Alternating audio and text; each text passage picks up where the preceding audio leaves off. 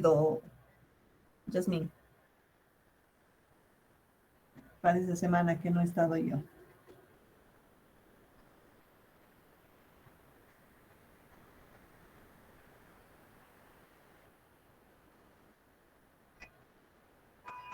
Yasmín.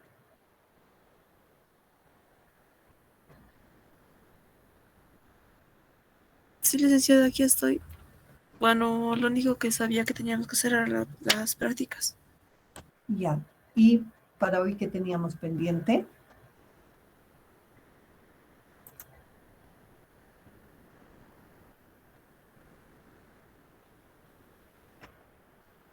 La entrega de la tarea 13, ¿para cuándo es?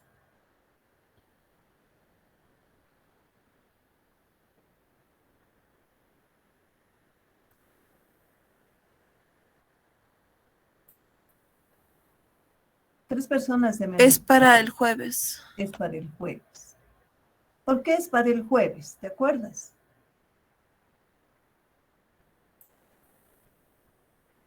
No recuerdo, lo siento. I'm sorry.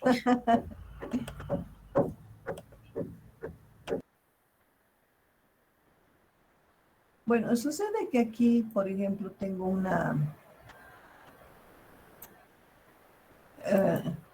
tengo tres tareas en Yasmín Araceli, Álvaro Rodrigo y Santos Pachicao.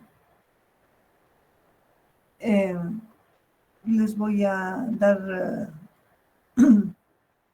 la opción, como la tarea es para el jueves, les voy a dar la opción de que la puedan cambiar.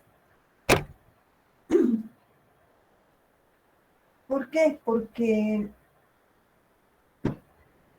la tarea era sobre la función ordinal y la función de Grundy.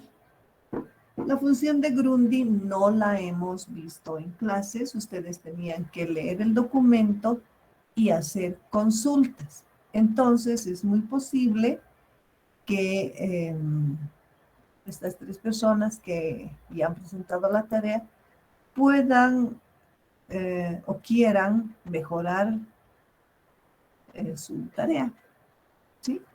Por lo tanto, lo que voy a hacer ahora es compartir mi pizarra.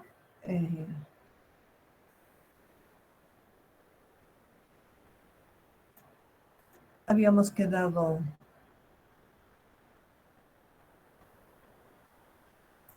ahí en la función ordinal de una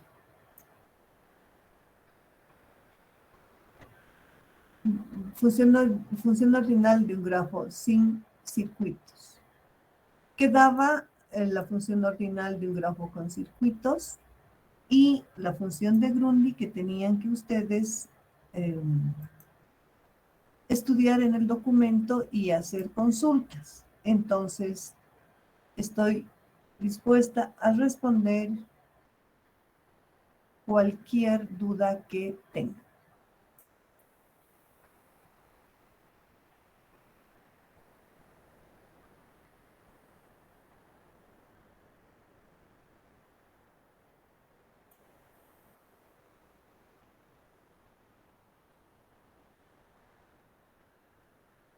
¿No hay preguntas?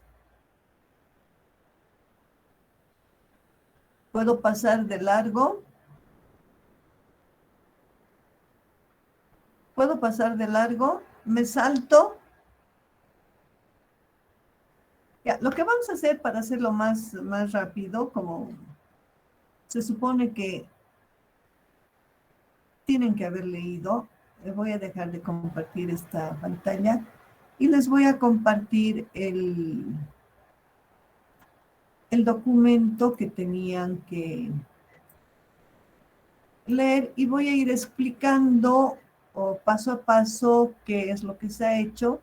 Posiblemente han leído y tal vez no han comprendido exactamente. Bueno, acá, función ordinal de un grafo con circuitos. Bueno, primero que nada, siempre respetando la autoría, valga la redundancia, la autoría de los autores. Estoy tomando capturas del libro de Kaufman. Entonces, yo les pongo acá arriba el párrafo, ¿sí?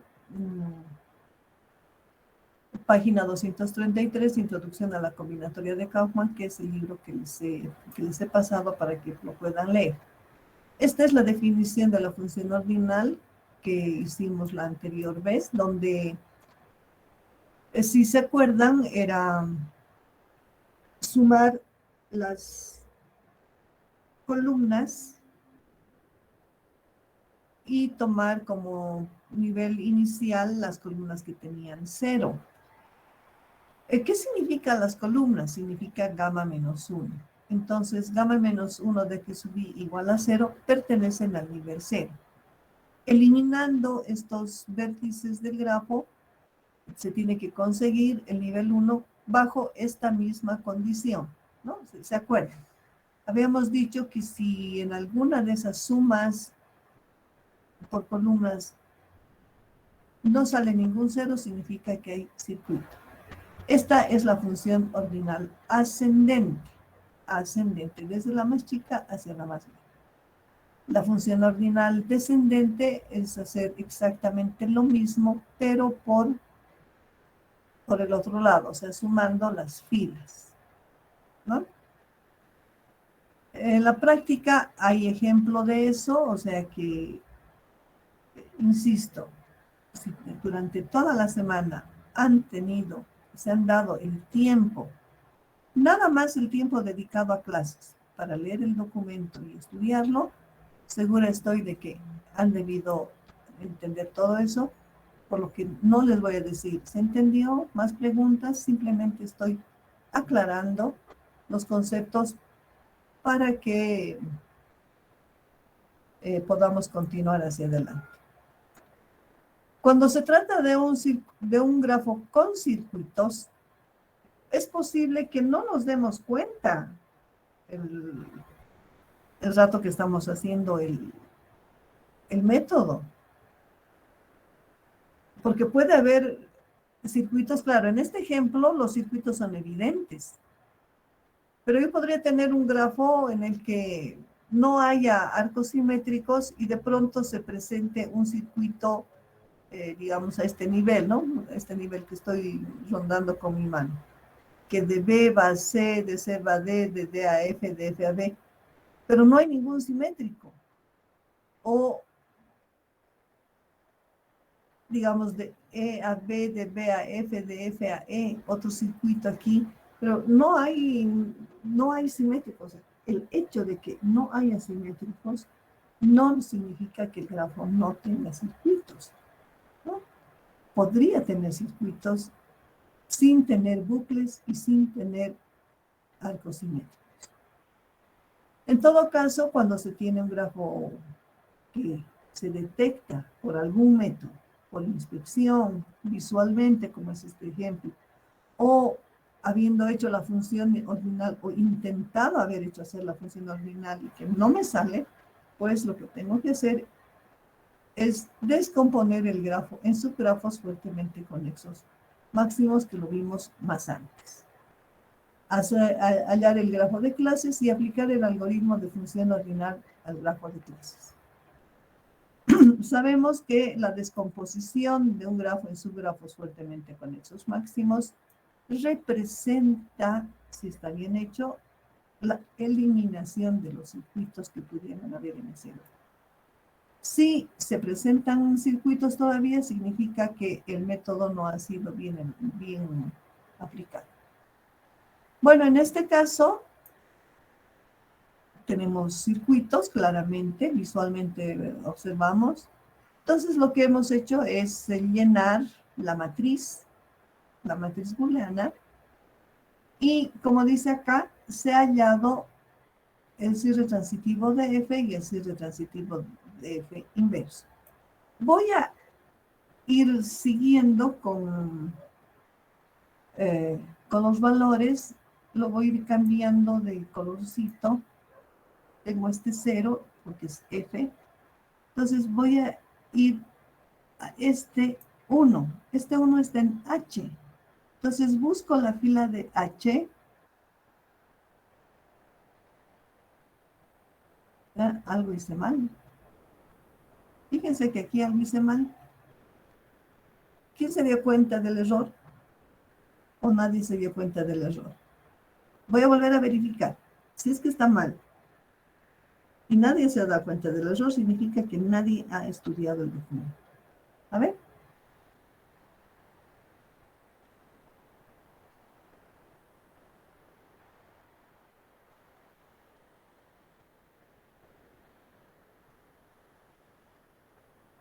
Espero que no me afecte en la descomposición, porque si no, todo está mal, en vano mi documento tan bonito, con error. ¿Dónde está el error? ¿Dónde está el error? Dice que el número 1 está en la fila de G. No, yo no sé si G va a tener 1 o 2, pero yo no sé qué va a tener G. ¿Dónde me he dado cuenta que tengo error? H tendría que ser 1. H tendría que ser 1. Entonces vamos a ver aquí dónde está H. H y F. ¿Ah? Aquí hay un error. Aquí hay un error que parece que no va a tener consecuencias a la larga. Pero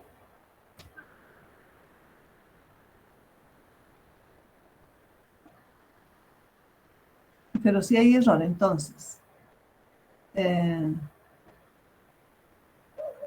voy a hacer una cosita.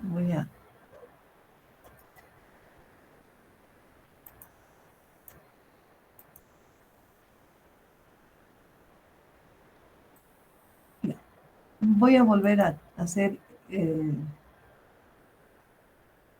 cierre transitivo de F. Voy a poner acá 0. Este 0 me lleva a H.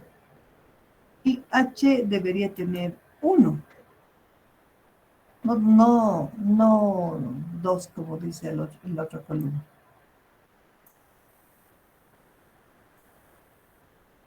Debería tener 1. Y este 1 me lleva a F.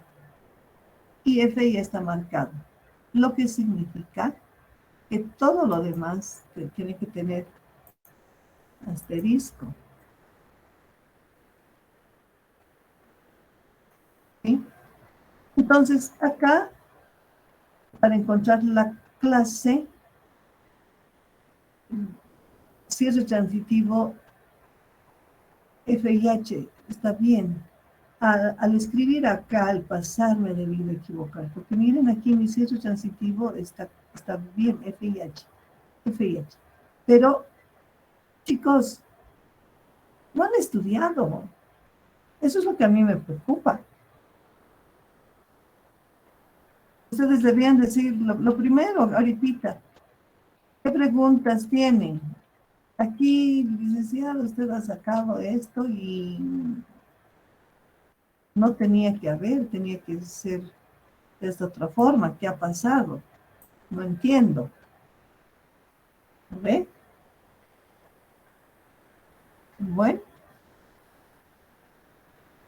les queda para leer todavía hoy y mañana para que puedan entregar su tarea el jueves. Bueno, pues seguiremos repasando entonces. Habíamos puesto 0 acá. Como este 0 solamente tiene un 1 en H, busco H, estaba vacío, le pongo 1. Este 1 solamente lleva a F, pero F ya está marcado, no hay caso de marcar nada más, todo lo demás asterisco. Cierre transitivo inverso, igual voy a hacer marcando con otro color. Este 0 tiene en B, D, E, H. Entonces B va a tener 1, D va a tener 1, E va a tener 1, H va a tener 1. Fíjense, otra vez. B, que tiene 1. D, que tiene 1. E, ya tiene 1. H, ya tiene 1. Comenzamos a revisar por este primer 1. Este primer 1 me lleva a C, E. A, que va a ser 2. C, que también va a ser 2. E, que ya está marcado, no necesito marcar más. Hemos revisado este primer 1. Tengo que revisar el siguiente 1. Antes de revisar el 2, tengo que ir al siguiente 1. Este 1 dice I. Entonces, en I voy a poner este 2. Luego tengo este otro 1. Este 1 dice A, pero ahí está marcado. El siguiente 1, este, dice FG, I. F, y está marcado. G, ponemos el 2. Y etc. ¿Sí? Se marcó todo, por lo tanto, el sitio transitivo inverso de F es F. ¿Cómo podemos saber si eso es verdad? De A llego a F, sí, por acá también. De B llego a F, de C llego a F, de G llego a F, de H también, de I también. De todos llego a F. Ya. Entonces, mi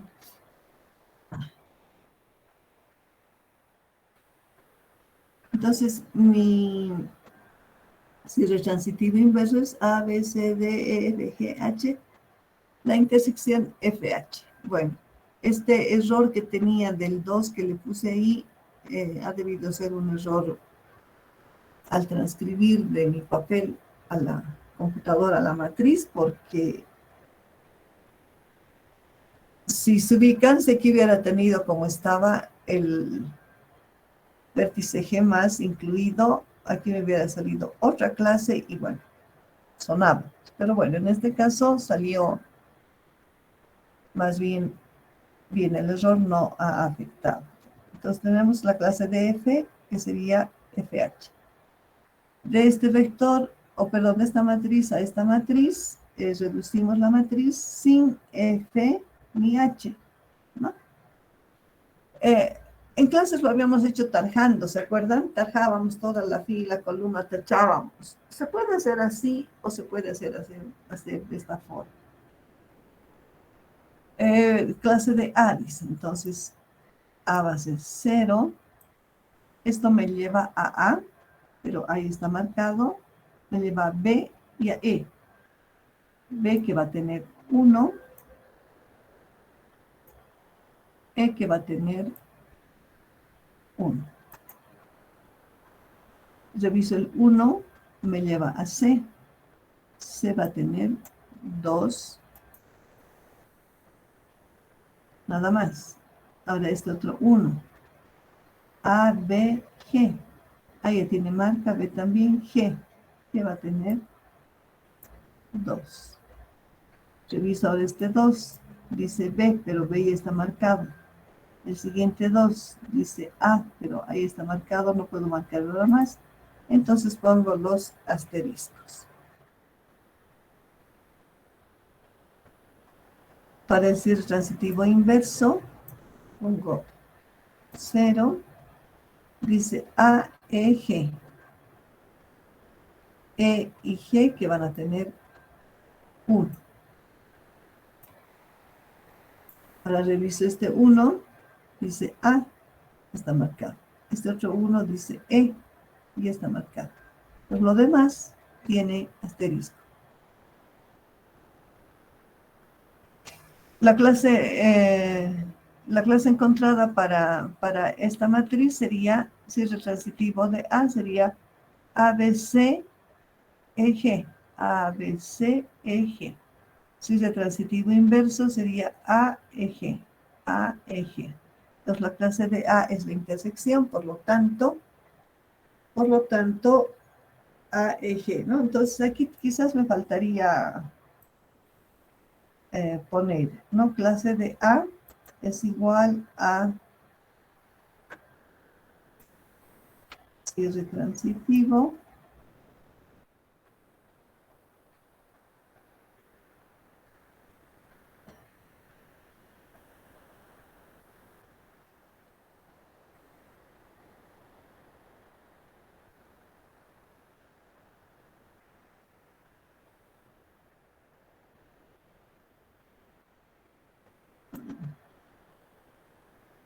¿ya? Y aquí tengo que buscar el operador.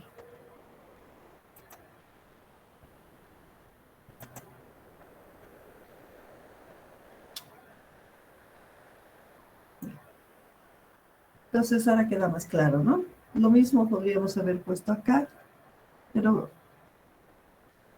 esto sirve para aclarar cómo se halla la clase correspondiente, ¿no? Entonces aquí lo ocuparemos nomás mejor. Así.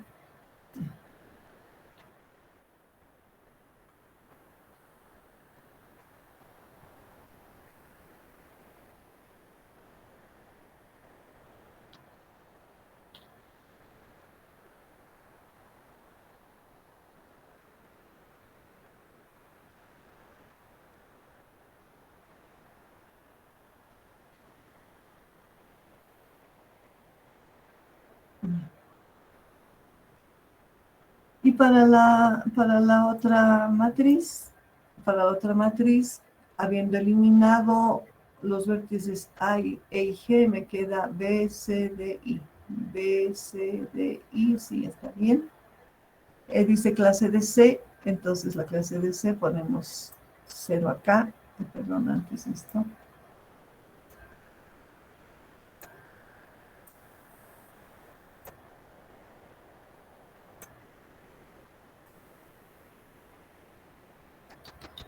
Sí.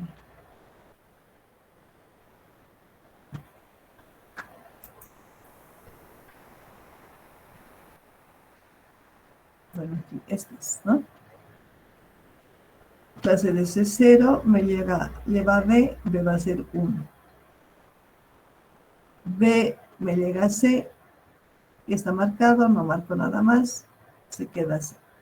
En este caso, pongo este 0, me llega a B y D, B1, D1.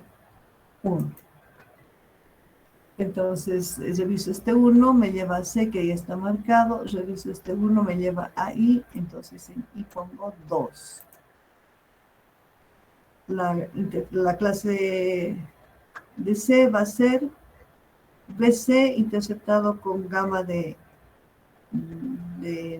inversa de C, que sería BC de I, por lo tanto la clase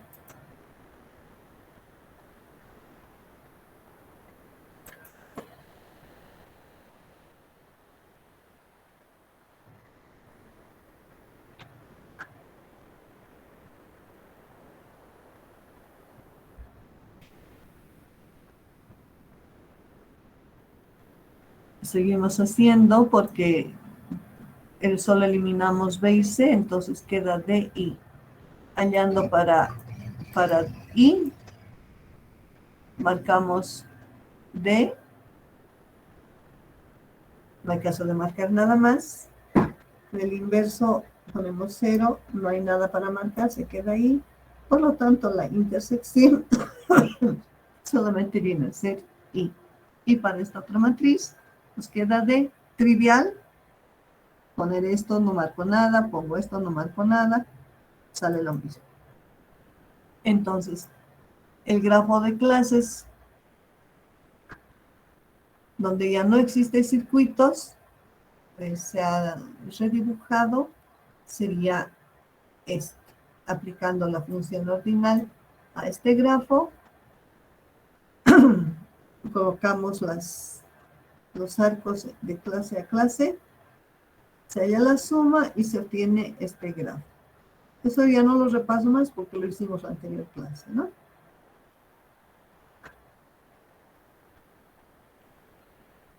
Bueno, La tarea dice página 228, introducción a la combinatoria de Kaufman. Completar la lectura hasta la página 230 del mismo libro.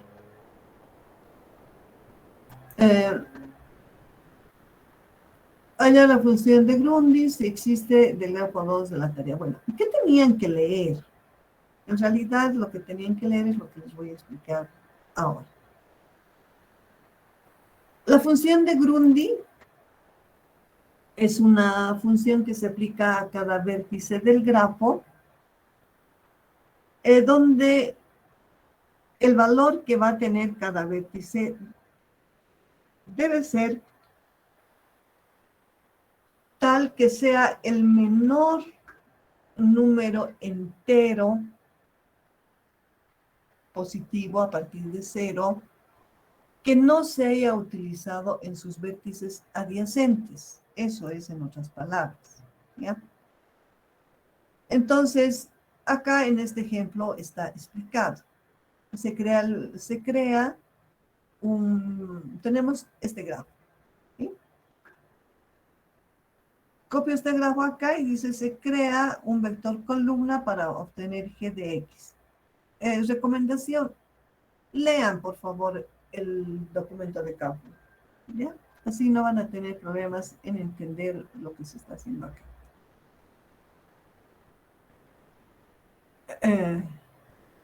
Se crea una columna g de x sub i, donde se va a obtener la función de Grundy para todos los vértices de B.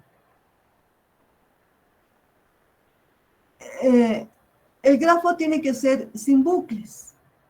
Puede tener circuitos, pero no debe tener bucles. Si el grafo tiene bucles, se elimina.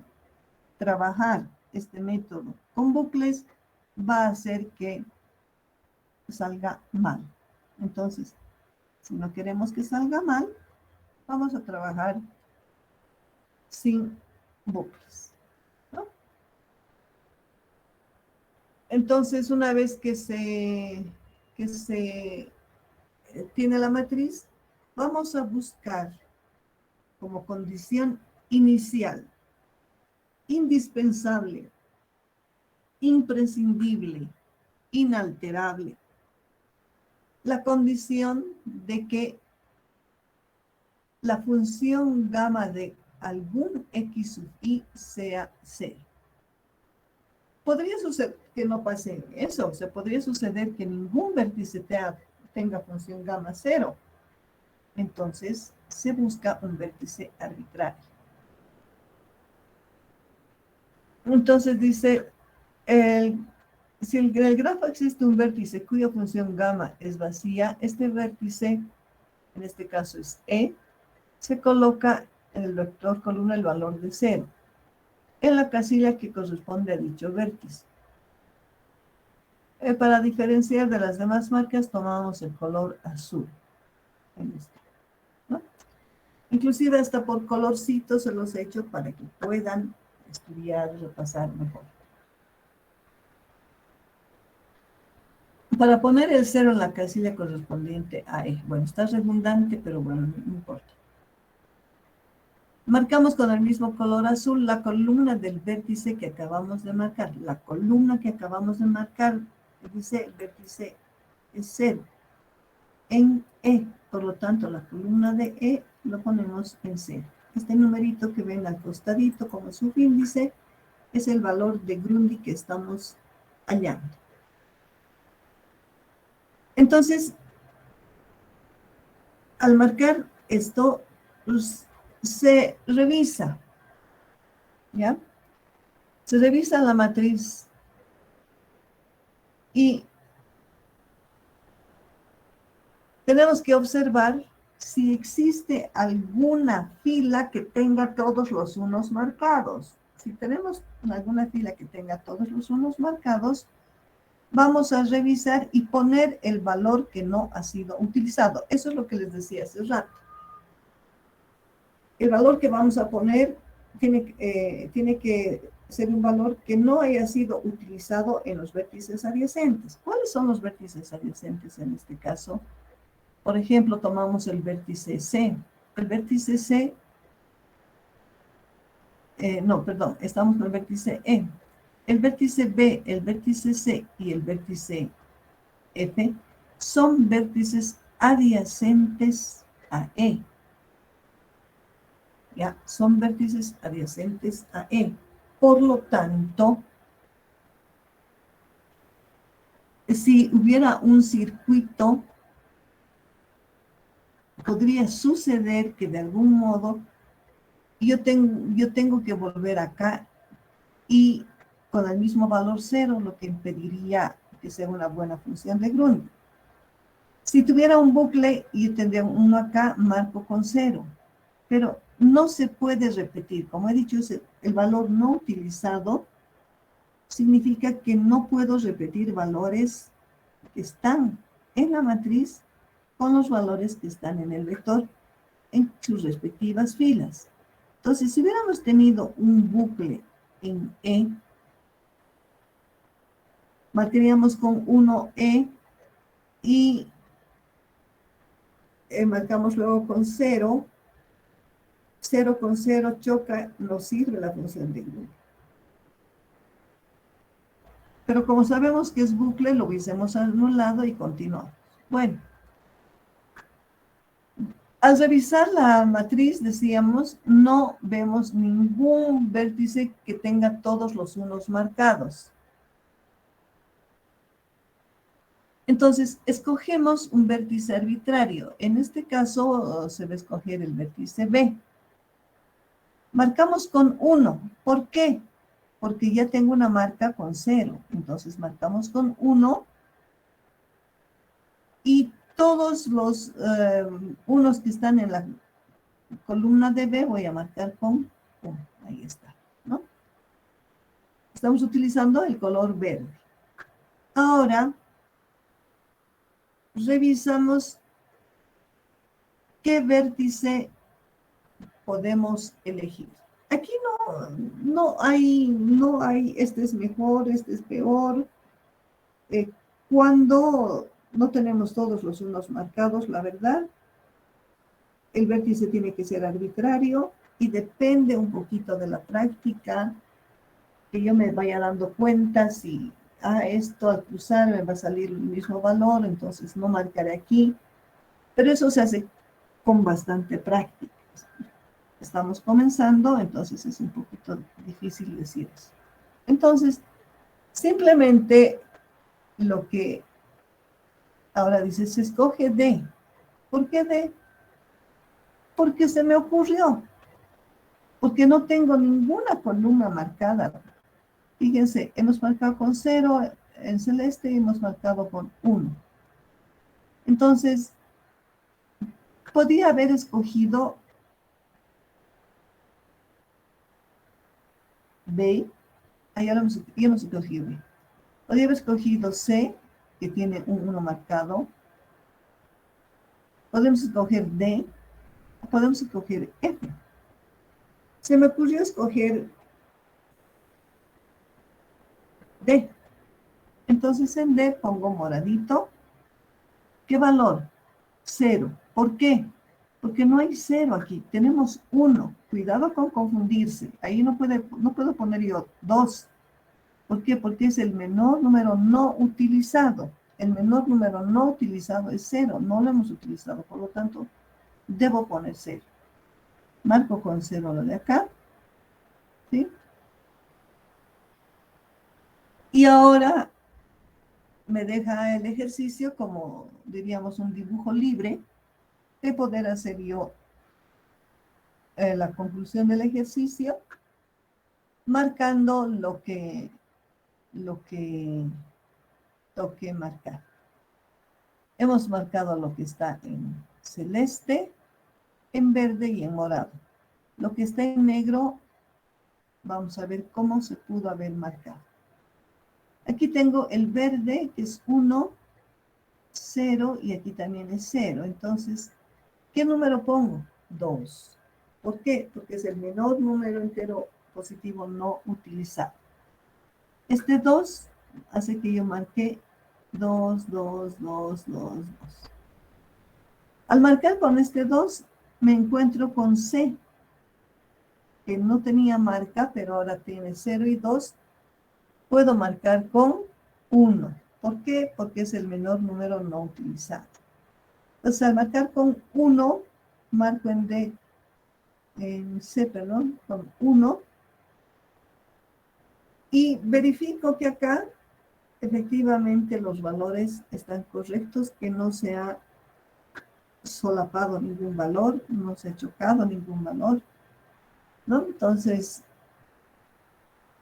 ya tenemos marcado esto. Entonces, este C va a ir a marcar el 1 aquí, el 0 estaba marcado aquí, y el F está marcando aquí. Por lo tanto, el único vértice que me queda marcar es A. ¿Qué valor voy a poner? 0, 1, 2, el 3, el menor número no utilizado. Ahora vamos a ver si esta función de Grundy tiene más de una función de Grundy. Porque la función de Grundy puede ser única, puede tener varias funciones de Grundy, o puede no tener ninguna función de Grundy. ¿De qué depende? Hay algunas condiciones que nos van a ayudar. Si mi vector tiene función ordinal, o sea que, no está en este documento. El grafo que hemos visto hace rato, en la pizarra, tenía función ordinal. Eso quiere decir que tiene una función de Grundy única. ¿Y qué pasa con los demás grafos? ¿Siempre van a tener más de una función? No. No sabemos. Lo único que sabemos es lo que se dice. Función ordinal nos garantiza una función única, pero que tenga circuitos, podría suceder que tenga también función ordinal única, o que no tenga ninguna función, o que tenga varias funciones. De hecho, una pregunta muy clásica es decir, hallar todas las funciones de Grundy. Es difícil. Pero más adelante vamos a ver el método de Magout, donde nos va a permitir encontrar todas las funciones de Grundy. Pero hacer por este método, lo más que yo puedo decirles, ¿será única? Voy a intentar hacer otras funciones de Grundy, hallar otras funciones de Grundy para este mismo grafo, y que me demuestren que la función de Grundy es única. Para eso, bueno, aquí hay que hacer otra matriz. Siempre se ha comenzado por 0, ¿ya? Voy a ir marcando con rojito. Aunque no con rojo. Le daremos otro color porque estamos utilizando ahí adentro. Verde. Marcamos con verde en el vértice E. Por lo tanto, el vértice E ya está marcado. Para que sea fácil lo voy a hacer así, ¿ya? Si no voy a demorar demasiado. Bien, eso sí está marcado. ¿Cuál vértice me conviene marcar? Otra vez estamos en que no sé. Hace rato habíamos escogido el vértice B. Ahora no voy a escoger el vértice B. ¿Qué vértice creen ustedes que puedo escoger? Se me ocurre escoger el vértice F. Entonces, en F ponemos 1. ¿Ya? Estoy tratando de adivinar la secuencia con la que hice esto, no me acuerdo. Pero al marcar con esto, aquí veo 2 vértices que tienen todos los unos marcados. Aquí hay un 0, aquí hay un 1, entonces marco con el 2. Entonces, este 2, que es el vértice B, así que se marquen todos esos con el valor 2. Por otro lado, tengo este vértice, que es C, que también va a tener 2 porque es el menor número no utilizado, lo que hace que esto se marque en 2 también. Bueno, me queda este vértice, que sería D, pero tengo el 1 y el 2 marcado, el 0 no está utilizado, entonces marco el 0 aquí. Con ese 0 marcamos esta columna. Ahora me queda A, 0, 1 y 2. ¿Cuál es el valor a utilizar? El 3. Le voy a marcar la columna de A, pero la columna de A no voy a tener nada. Entonces no puedo marcar nada, se queda así. Entonces hemos encontrado para este mismo grafo 2 funciones de Grundy. Eso me podría decir que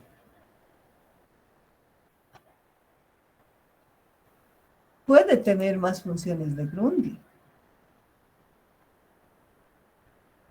¿Sí? Puede tener más funciones de Grundy. No sabemos. Pero hay que investigar, pues. Hay que investigar, no hay otra. Voy a intentar hallar otra función de Grundy. Otra vez poniendo el 0. O sea, ¿por qué siempre aquí? Porque no hay otra, ¿no? Es la condición inicial y no aprovecharla sería tonto. Bueno, aquí habíamos marcado hace rato B, luego habíamos marcado F, ahora voy a marcar C. C. Entonces C, esto va a ser 1. Entonces,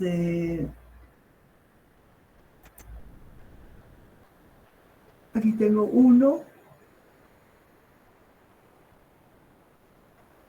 un solo marcado, aquí no tengo nada, aquí tengo 0 y 1, entonces voy a marcar este 2. Cuantos más unos marcados tenga, tengo mayor posibilidad de escoger el valor adecuado, aunque no siempre es garantía, porque en este caso ahí tengo una X, significa que no hay función de Grundy. Ya, entonces ahora F, vamos a marcar F, y ¿qué me falta marcar? Aquí, 1, 2, 0. Este 0 dice 0 aquí. ¿Ya? Entonces, seguramente aquí he debido marcar.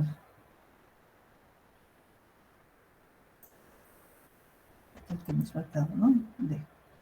Aquí seguramente he debido escoger este, B. Marcamos con 1, entonces aquí se marca todo esto con 1. Y, bueno, 0, 1, 2, aquí yo tendría que poner 3.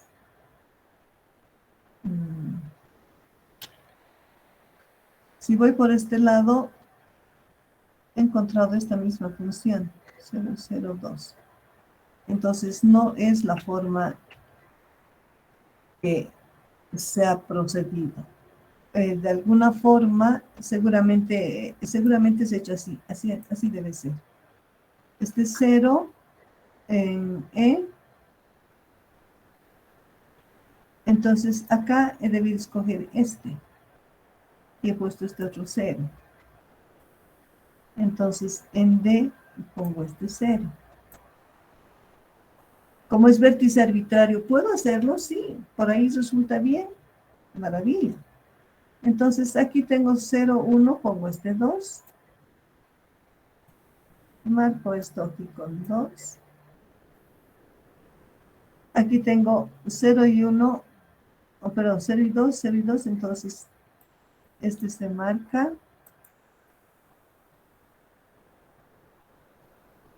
Luego este se marca.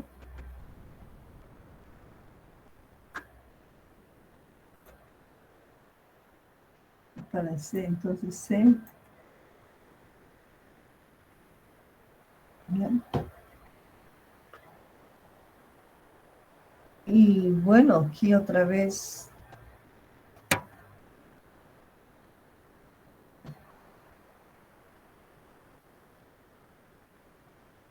Cero, uno, dos, otra vez me sale 3.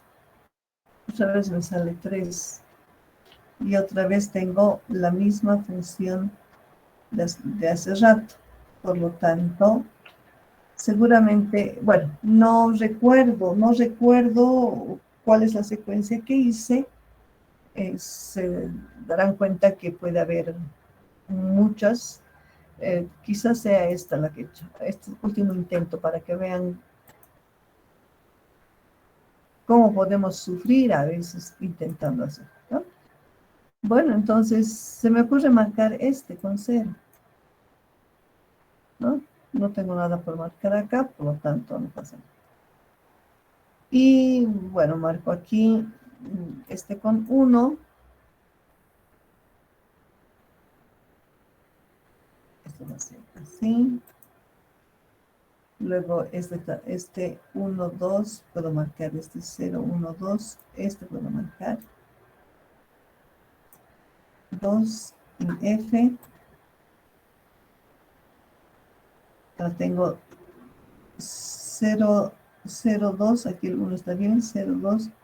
Este 1 hay que marcar. Y eso es C. Entonces C, así.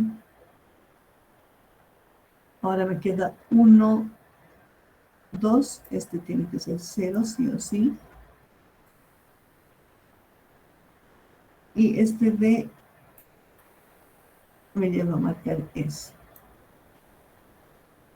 Y como podemos ver, el 0 de aquí adentro con el 0 de ahí afuera se repiten, por lo tanto está mal. No es función de Grundy válida. Entonces, ¿qué hubiera sucedido si yo utilizaba este primer camino? La primera vez hubiera dicho de repente, no hay función de Grundy. Pero no, sería equivocado porque estamos viendo que sí tiene función de Grundy, ¿no?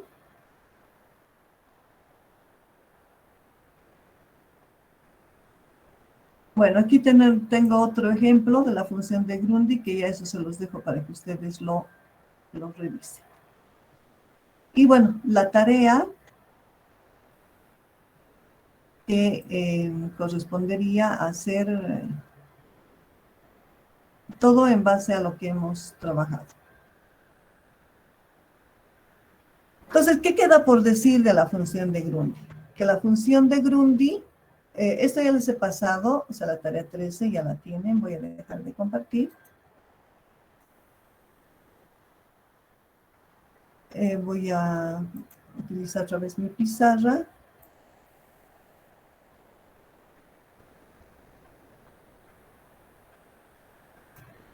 ¿Ya? Entonces, la función de Grundy nos dice que puede no existir función de Grundy cuando el grafo tiene un único circuito de longitud impar, ¿no?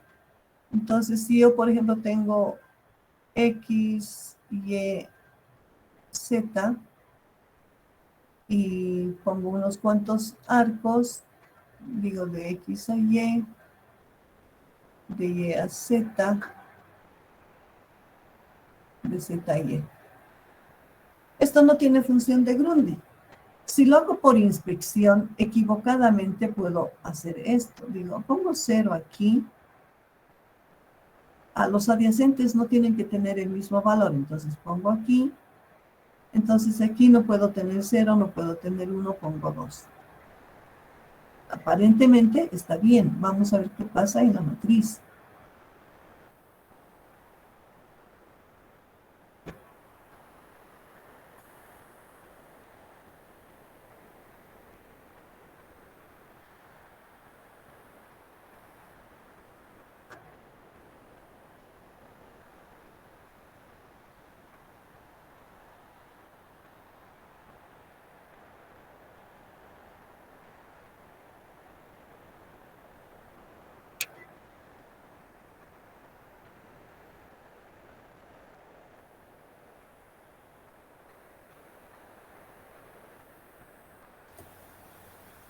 X, Y, Z, X, Y, Z.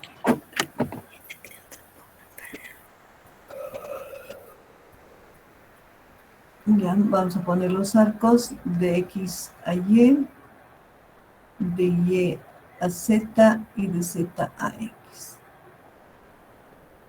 Hallamos la función de Grundy.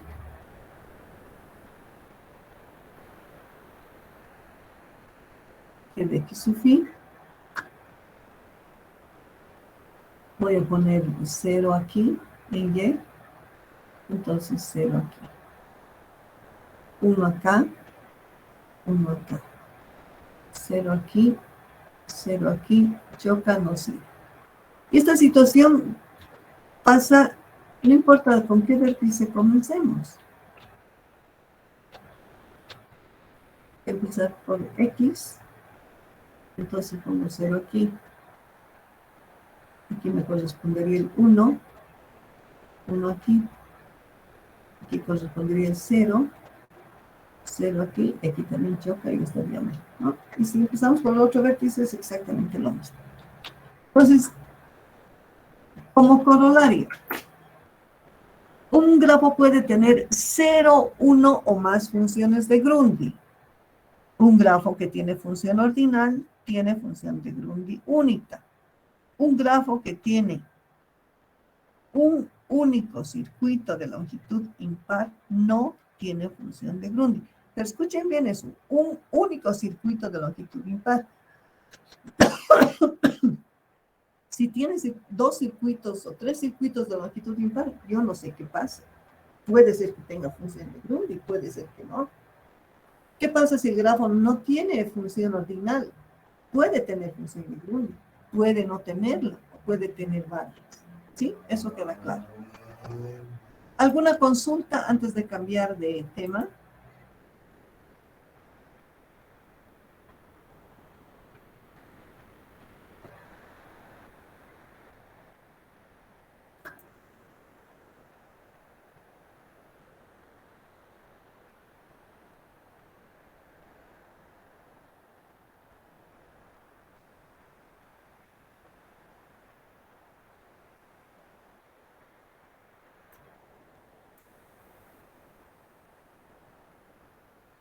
¿No hay ninguna pregunta?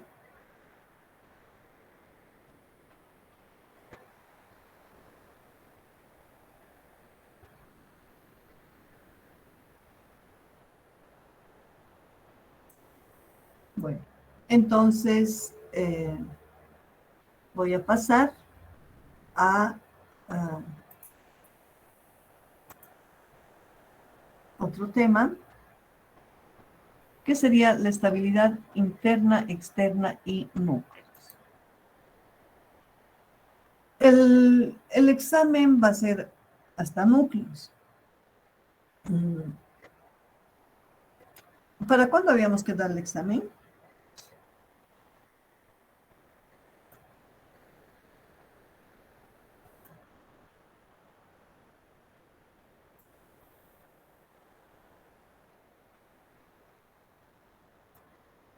¿Se acuerdan o no se acuerdan?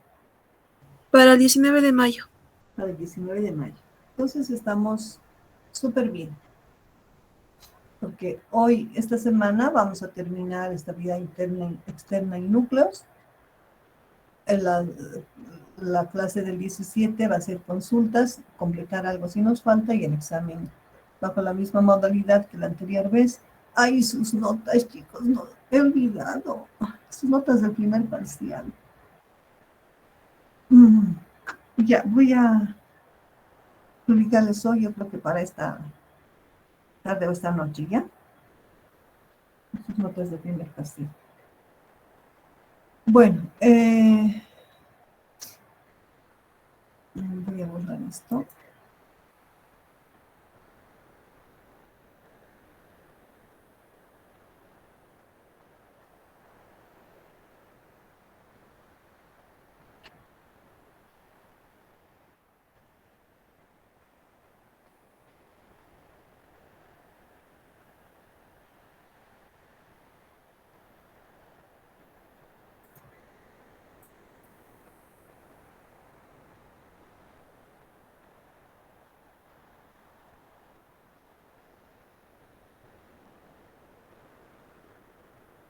estabilidad.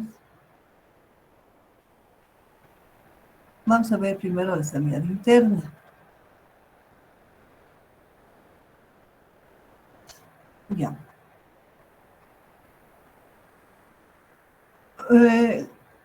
Sea un grafo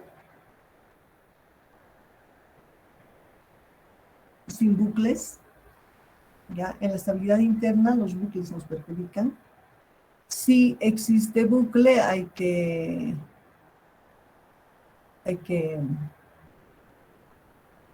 eliminar. Se dice que un subconjunto S es interiormente estable. S es interiormente estable si se cumple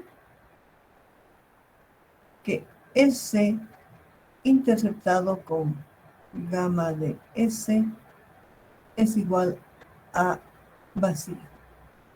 En otras palabras, quiere decir que los vértices de un subconjunto interiormente estable tienen que ser no adyacentes. O sea, todos los vértices van a ser no adyacentes. A ver, vamos a dibujar un grafo.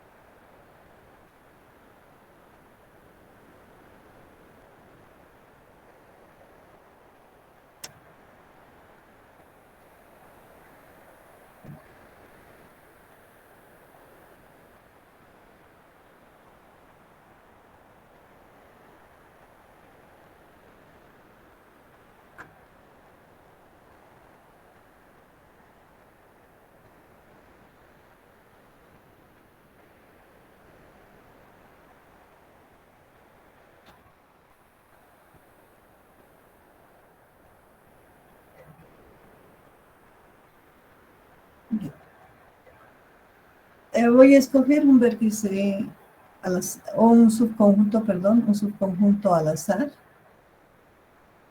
S es igual a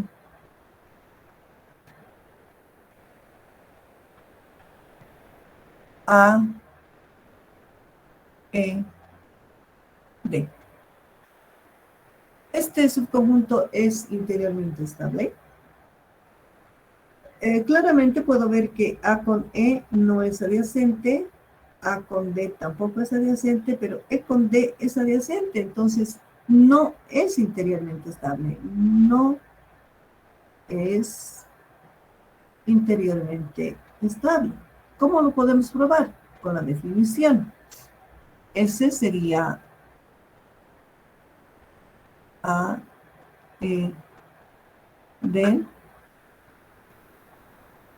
y vamos a interceptar con su función gamma. Gamma de A, vacío. Gamma de E, FG. Y gamma de D, ABCD, E solamente. Entonces tenemos E y E. Esto es E, ¿verdad? No me estoy confundiendo, sí. Es que la E y la C, ya. Entonces esto es igual a E. Que esto es distinto de vacío. Por lo tanto, no es interiormente estable. No lo andamos. Entonces veamos otro conjunto que sí pueda ser. Por ejemplo, voy a poner S' igual a B, F, BF, B. ¿Es interiormente estable? Es interiormente estable. Para eso vamos a, por inspección lo puedo ver, ¿no? B y F no son adyacentes. Es interiormente estable, pero lo vamos a ver por la definición. Entonces, sería B, F interceptado con gamma de B, C, E, A. Gamma de F, A que está anotado, E que está anotado, G. La intersección vacío, por lo tanto, es interiormente estable. ¿Sí? Bueno, entonces, ¿qué beneficio, qué tenemos que hacer? Lo que tenemos que hacer es buscar los subconjuntos interiormente estables máximos. ¿Ya? Entonces tenemos que obtener un subconjunto interiormente estable máximo. ¿Cómo se hace eso? Bueno, tenemos acá un subconjunto interiormente estable, BF.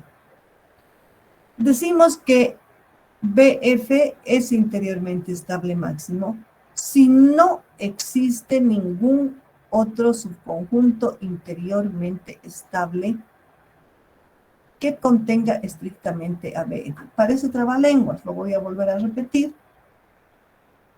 BF es interiormente estable, pero será máximo si no existe ningún otro subconjunto interiormente estable que contenga estrictamente ABF. Entonces, S'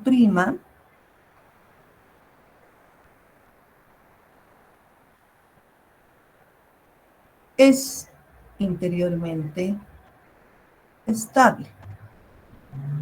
Será interiormente estable máximo si no existe ningún S segunda tal que S' sea subconjunto de S segunda. ¿Se entiende mejor?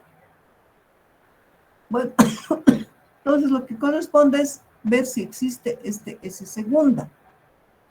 Entonces, S segunda tiene que ser B, F y algo más. Entonces, tengo aquí B y F. Si la aumento A, deja de ser interiormente estable porque son adyacentes. Si aumento E, deja de ser interiormente estable porque son adyacentes. Si aumento G, lo mismo que es adyacente. D puede ser, fíjense que D no es adyacente con B y tampoco con F. Entonces, D. ¿Habrá alguno más? C. C ya no puede ser porque es adyacente con D. Entonces, hasta ahí nomás. ¿Es interiormente estable? Vamos a ver. Para probar, vamos a hacer B, D, F. Interceptado con gamma de B. A, C, E. Gamma de B. Gamma de D. E, que ya está anotado, nada más. Gamma de F. A, que ya está anotado, E, que ya está anotado, faltaría G. esta intersección de BF. No está aquí, por lo tanto esto es igual a vacío. Entonces, S segunda es interiormente estable. Y como S' es subconjunto, ¿no? S' de F es subconjunto de S segunda, podemos concluir que S' no, o sea,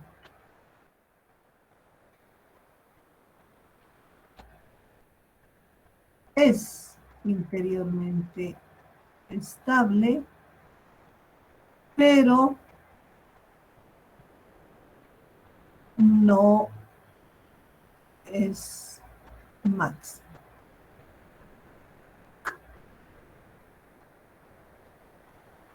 Entonces, ¿qué tocaría ver? Si S segunda es máximo, existirá un S tercera, S tercera interiormente estable, tal que S segundo sea subconjunto de S tercera, existirá. Veamos. Si yo tengo S segunda B de F, S tercera tiene que tener B de F y algo más. B de F. A, y hemos dicho que no porque es adyacente aquí. E es adyacente con estos. G es adyacente aquí y aquí. C también, por lo tanto, no existe este subconjunto S tercero.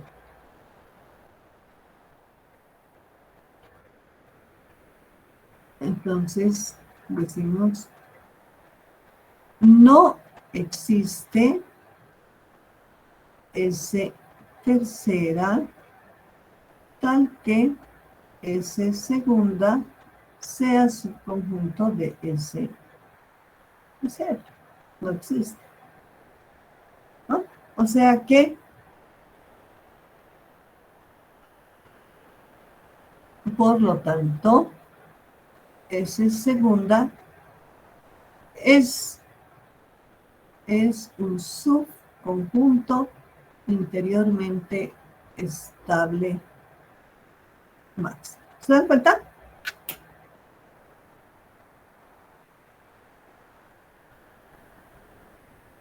¿Preguntas?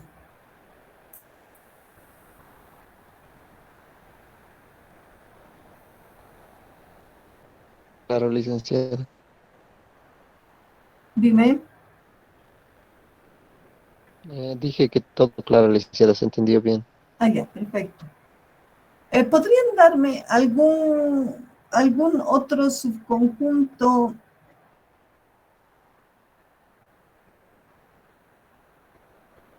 S cuarta interiormente estable?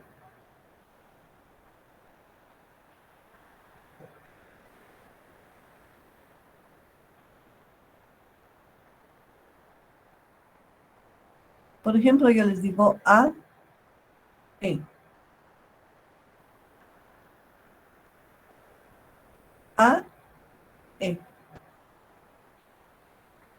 Es interiormente estable. Interiormente estable. ¿Será máximo? Si pongo B, se vuelve adyacente con A. Si pongo F, también. Si pongo C,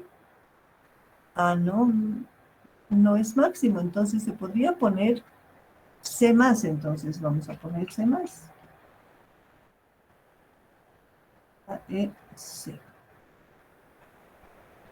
Entonces, A no es, con E no son adyacentes, A con C tampoco, E con C tampoco. Si pongo B, dejan de ser adyacentes. Si pongo F, deja de ser interiormente estable porque son adyacentes. Ese es F es adyacente con E, G es adyacente con E, D es adyacente con E, C Bueno, ya está. Entonces, este es un subconjunto interiormente estable máximo. ¿Cuántos habrán? No sabemos en este momento. Existe un método que lo vamos a ver en la siguiente clase.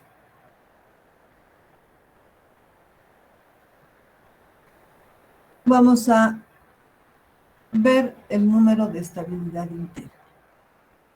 Dado que hay muchos subconjuntos interiormente estables, nos permite encontrar el número de estabilidad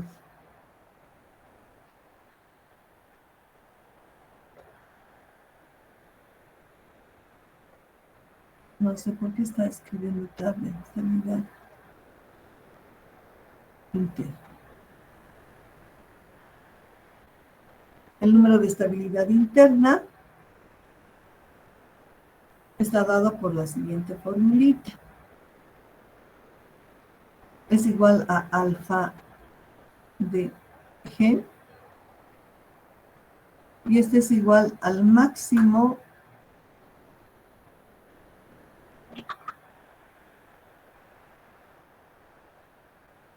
de los S sub I, tal que S sub I pertenece a sigma. Sigma es la familia de todos los subconjuntos interiormente estables máximos. No sé si en este grafo habrá algún subconjunto interiormente estable máximo de dos vértices. A ver, veamos con D. A y D. B es adyacente a A, C es adyacente a D, E es adyacente a E, G es adyacente a D, F es adyacente a A, ¿cierto? Había habido uno de dos. Entonces, quizás haya más, quizás haya también de 4. Escogemos y el más grande, el cardinal del más grande, ese es el número de la estabilidad interna.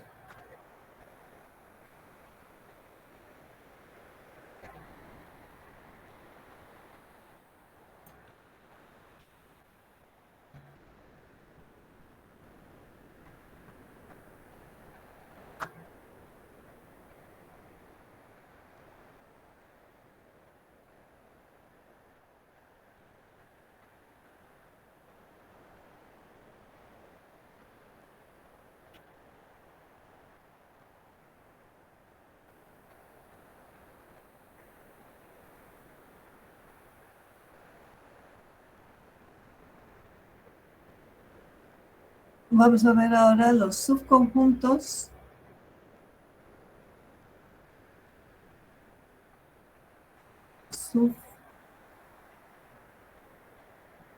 conjuntos exteriormente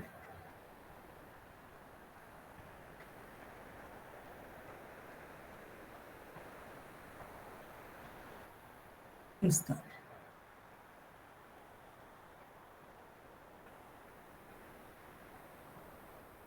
Bueno, para esto voy a recurrir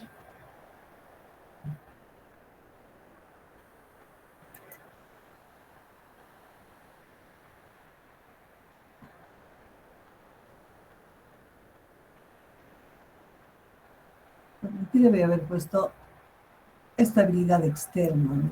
Voy a cambiar para que concuase con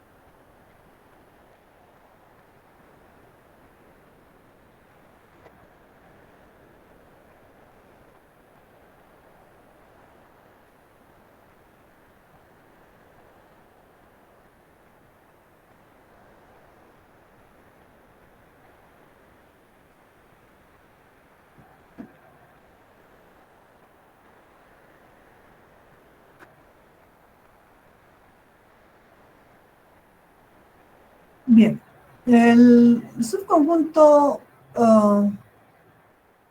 un subconjunto, más bien, un subconjunto es exteriormente estable, le vamos a llamar T,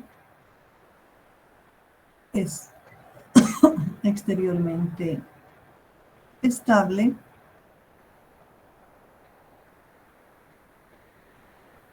si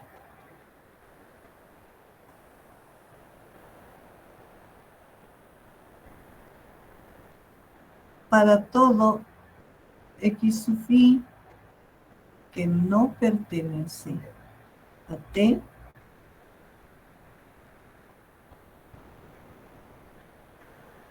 T interceptado con gamma de x sub i es distinto de vacío. ¿Qué quiere decir esto?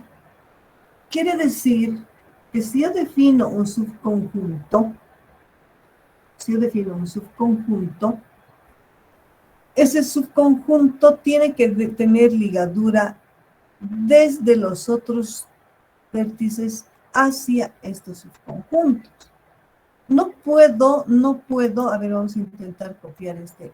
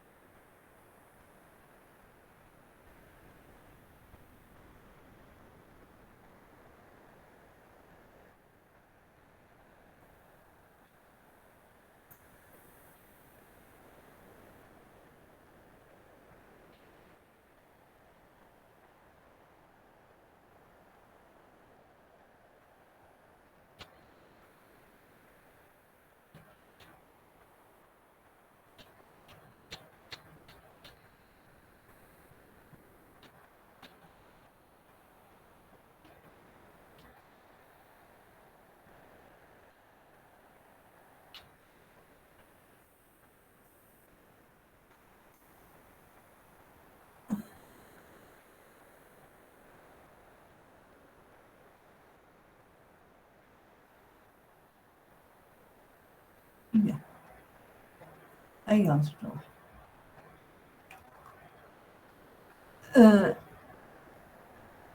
Esta definición significa que si yo defino un subconjunto, por ejemplo, hace rato, ¿cuál habíamos definido? Estoy jugando. Vamos a tomar el mismo subconjunto de rato. AED. AED.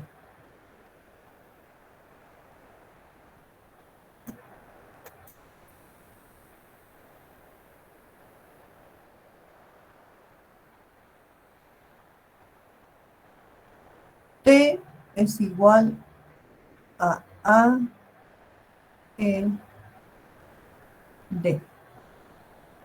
Quiere decir que de todos los otros vértices, yo tengo que llegar a por lo menos a uno de estos vértices. Vamos a ir en orden. De B llego a A. De C llego a D.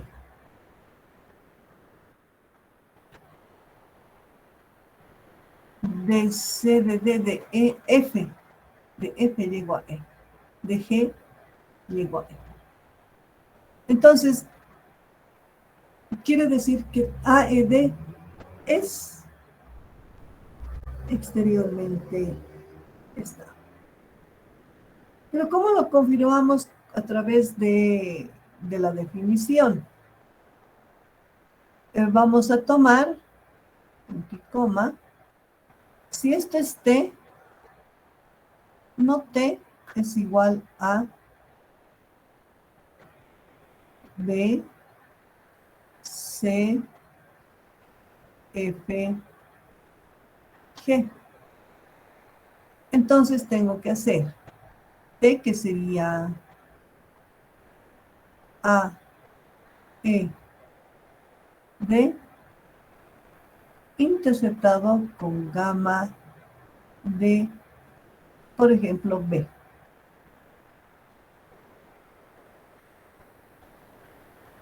Y esto va a ser igual a gamma de B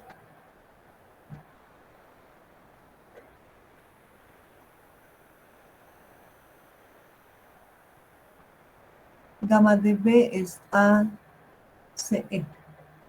ACE. Distinto de vacío. Por lo tanto, se cumple.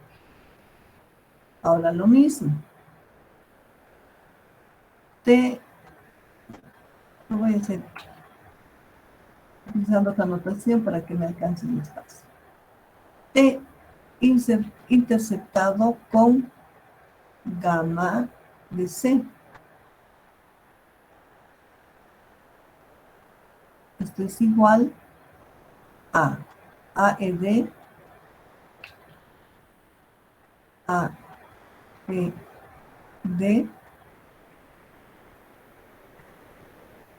interceptado con gamma de C. Gamma de C solamente D. Pero fíjense, D está en ambos subconjuntos, por lo tanto, distinto de vacío está bien. Si no cumple para alguno, quiere decir que el subconjunto no es exteriormente estable. Entonces ahora vamos a ver. T interceptado con gamma de F. Esto es igual a E, D interceptado con gamma de F, F está acá, A, E, G. A, E, G. Distinto de vacío, por lo tanto también se cumple. Finalmente, T interceptado con gamma de G es igual a E, D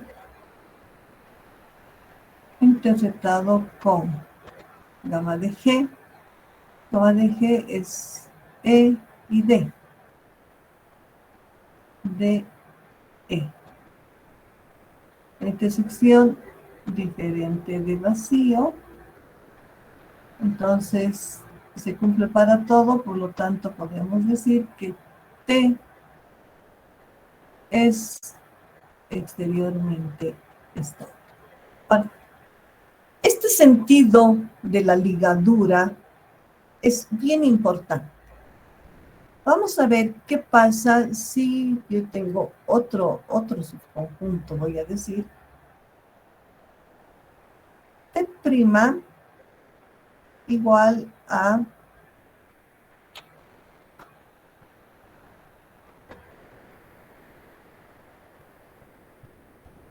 F, C, G.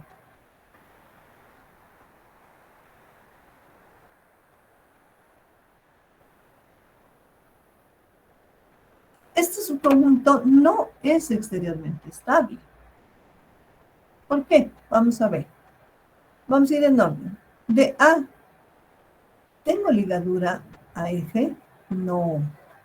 La ligadura es de F a A. Entonces, el momento en que yo haga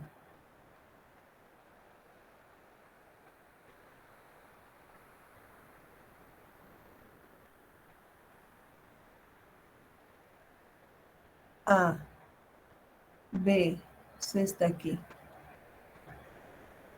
D, E, F y G están aquí. Entonces, voy a hacer T interceptado con gamma de A Gamma de A, ¿qué es? Es vacío. Entonces, no importa que sea T interceptado con vacío igual a vacío. Por lo tanto, no cumple. Y T' no es exteriormente estable. Ahora, existe una condición que dice que todo vértice colgante debe estar en todo subconjunto exteriormente estable. Todo vértice colgante debe estar en todo subconjunto exteriormente estable. ¿Cuándo se dice que un vértice es un vértice colgante? Cuando gamma de x sub i es igual a vacío, entonces x sub i es un vértice colgante. Y por otro lado,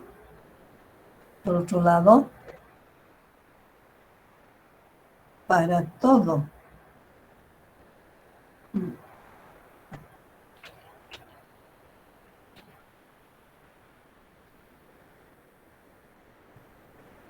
x sub i, tal que gamma de x sub i sea vacío, entonces x sub i pertenece a todo,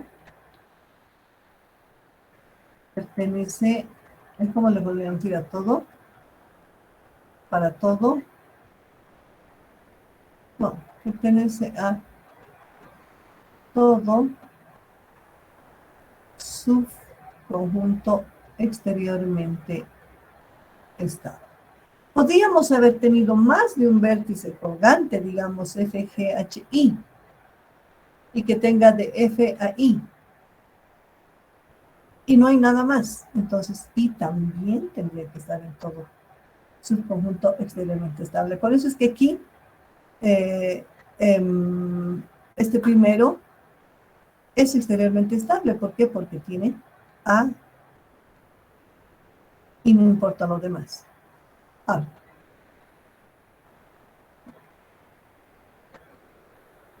el subconjunto exteriormente... ¿Se entiende, no? ¿Se entiende, no? Esa partecita. ¿Se entiende cuando un vértice es exteriormente estable? ¿Se entiende el concepto de ligadura? No es lo mismo de B a A que de A a B. No es lo mismo de F a A que de A a F. ¿Sí? No es lo mismo. Entonces tenemos que tener muy presente esa situación. Entonces, subconjunto exteriormente estable mi. A la inversa de hace rato lo que era fácil encontrar, si dan cuenta, no lo he dicho, pero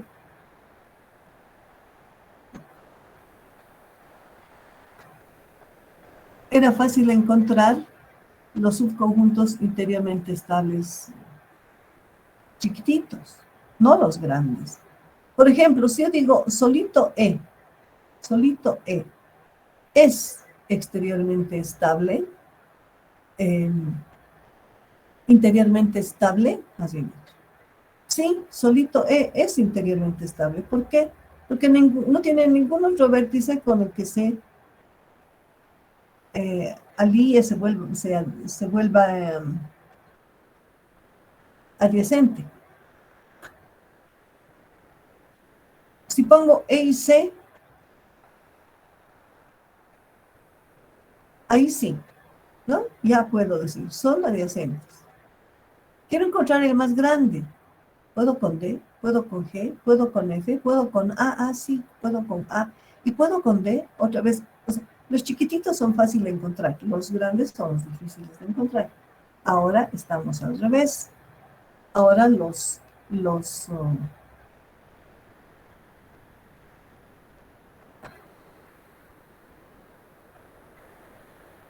fáciles de encontrar, son los grandes. Porque vamos a partir del siguiente ejemplo. A ver, aquí no puedo recorrer. Vamos a partir del siguiente ejemplo. Vamos a suponer que tengo un T segunda igual a, y hemos dicho, A siempre tiene que estar. Entonces, ¿qué tal solamente le pongo A y D? B es adyacente con A, o sea, más bien, no es adyacente. B se liga a A, C se liga a D, E no se liga a D. Entonces, como no se liga, le pondré. ¿Sí? Le pongo. Le pongo E. Ya, porque no se estaba ligando, entonces ahora sí. B se liga con A, C se liga con D, E es parte del conjunto, F se liga con A, se liga con E, G se liga con... Ah, ya, está bien. Para asegurarme le pongo G más por si acaso, entonces así me aseguro, ¿no?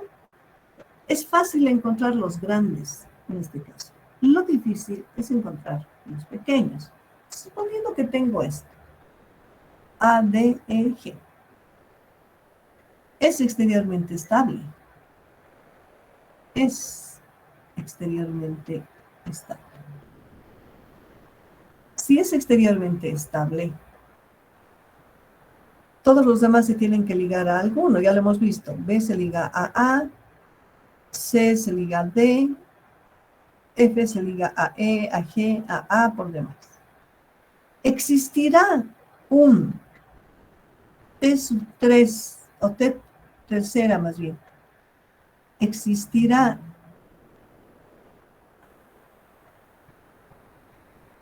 T tercera, tal que, en este caso tiene que ser al revés, T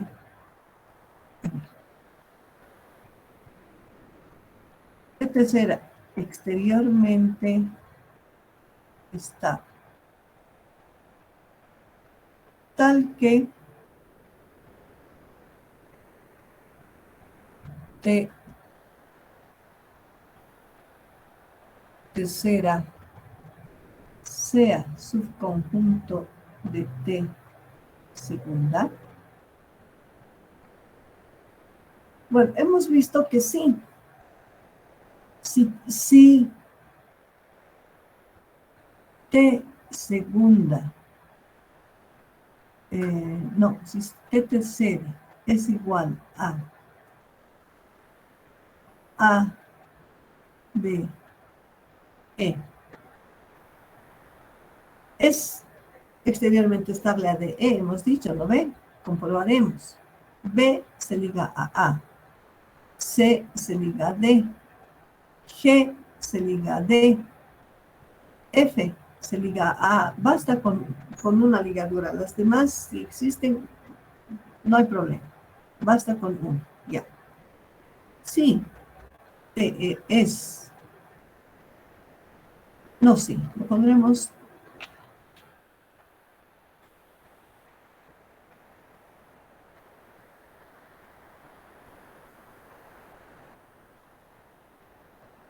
T3 es. Entonces,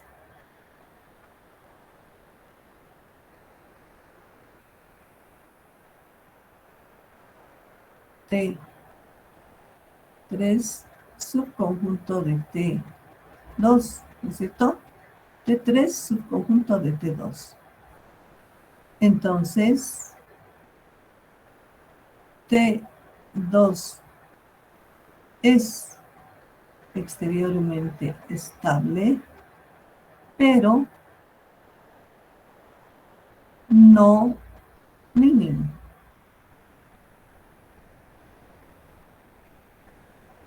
Pero no mínimo. ¿Por qué? Porque existe el T tercera que es más pequeño. Ahora, existirá un T cuarta. Existirá un T cuarta. Tal que T cuarta sea subconjunto de T tercera, o sea, T cuarta también exteriormente estable, obviamente. Para eso tendríamos que ver si le quitamos algún vértice acá, sigue siendo exteriormente estable. Sabemos que no podemos quitar A. Entonces, T cuarta tiene que tener sí o sí al vértice A. Pero le podemos quitar D. Y le pongo E. Y digo, B se liga a A. F, iremos en orden, ¿no? B se liga a C. No se liga ni a D ni a E. Entonces, no es exteriormente estable.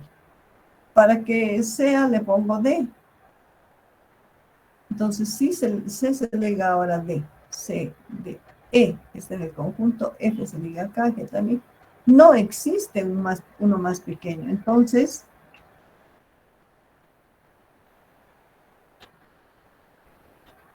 vamos a poner, no existe T cuarta tal que T cuarta sea subconjunto de T tercera. Entonces, T tercera es subconjunto exteriormente estable mínimo.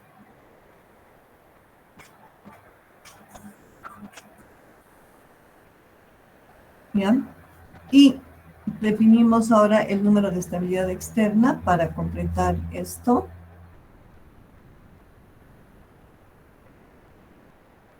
¿Se entendió, no ve? Sí, licenciada.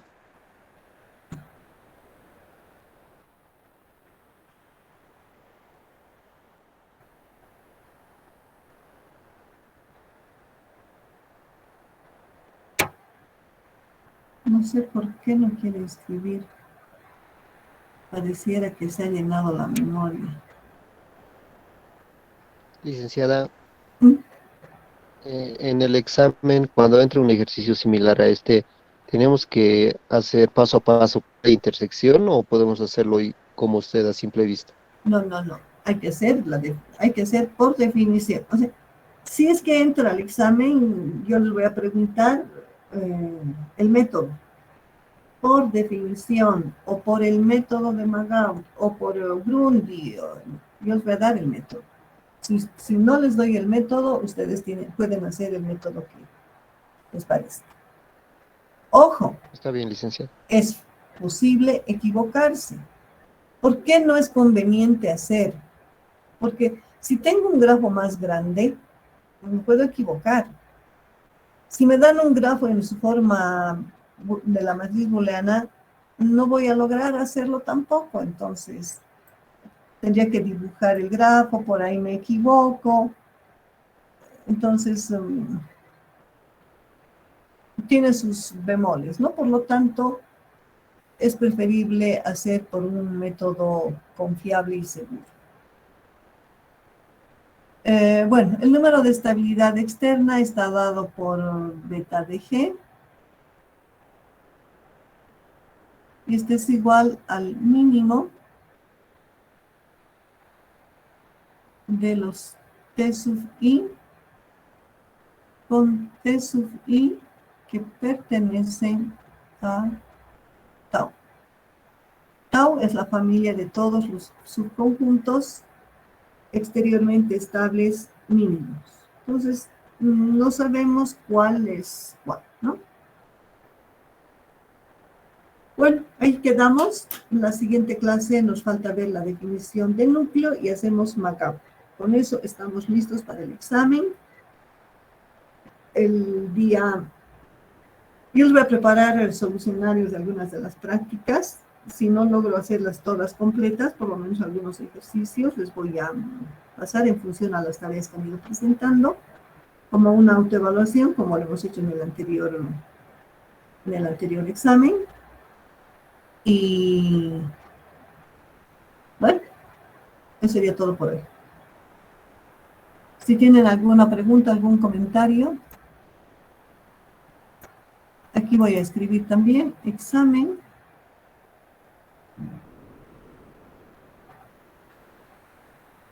19 de mayo. ¿Por qué no escriben? No sé, escribirán un rato en esto. Ya. Voy a dejar de presentar. Y nos vemos el jueves, jóvenes. Perdón, una consulta. Sí, dime, Franco. Ya hemos podido saber cómo hallar la estabilidad interna y externa, pero no logro comprender qué estamos encontrando, qué es esta estabilidad interna ¿Para en qué un sirve? conjunto Tienes de razón. vértices. Tienes razón. El corolario viene con los núcleos, pero les voy a adelantar un poquitito. Cuando hagamos núcleos vamos a interceptar los subconjuntos interiormente estables con los subconjuntos exteriormente estables. Cuando tengamos esa intersección vamos a tener subconjuntos que no sean adyacentes, pero que todos los demás estén ligados. Vamos a suponer, yo quiero poner hospitales en el área rural. Y no tengo plata para poner en todas las poblaciones, ¿no? Son hartas poblaciones. Entonces, voy a tratar de poner la menor cantidad de hospitales posibles. Y voy a escoger aquellas poblaciones que no sean adyacentes, porque si son adyacentes, pierdo plata, ¿no? Porque la gente puede acudir a cualquiera y de repente alguno que está lejos no puede ir a ninguno de los dos. En cambio, si los pongo separados, voy a alcanzar a cubrir más poblaciones. Por eso el sentido de ligadura. El sentido de ligadura tiene que ser de un vértice colgante, tengo que llegar yo a ese lugar. Si es una escuela, obviamente, o un hospital, obviamente siempre es de ida y vuelta, ¿no? Pero podría suceder, no sé, que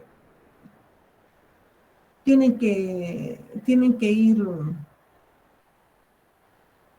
por un río en lanchita, digamos. Pero el río tiene que llevarlos con la corriente, ¿no? Entonces, solo puedo ir en las mañanas porque en la tarde se pone caudaloso el río y no puedo ir. Entonces, voy a decir, solamente van a llegar, en este caso, digamos, no sé, del vértice B al vértice A, en nuestro ejemplo, por río. En esa población donde no puedo entrar y salir fácilmente, le voy a poner el hospital. ¿Por qué? Porque no puedo entrar y salir. Puedo entrar, pero no salir. Entonces, ¿cómo retorno si es que he ido al hospital? Voy a poner el hospital ahí. Lo mismo para escuelas, bibliotecas, servidores. O sea, nosotros en informática no puedo darme el lujo de comprar servidor para cada lugar de trabajo. Voy a poner servidores en los lugares más especiales, más necesarios, la menor cantidad posible. Tiene muchas aplicaciones. Muy buena pregunta. Muy buenas tardes a siempre todos. nos Vamos a vimos iniciar la para que sesión del sigan, día ¿sí? de hoy. Muy buena pregunta.